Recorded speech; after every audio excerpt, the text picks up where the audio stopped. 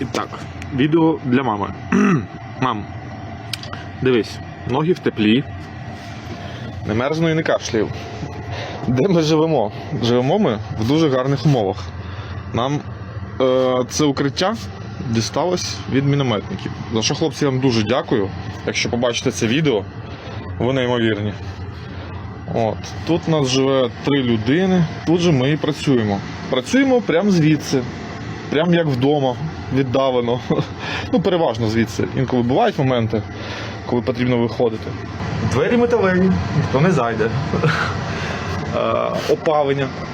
Дуйчик працює, дизельний, автономно, все чітко. Тут тепленько у нас, 20 градусів. От. Їсти є що. Дякую нашим волонтерам з Переяслава. Вони вже готові. Обіди нам поприсилали. Була гречка, рис, все з м'ясом, все по-домашньому.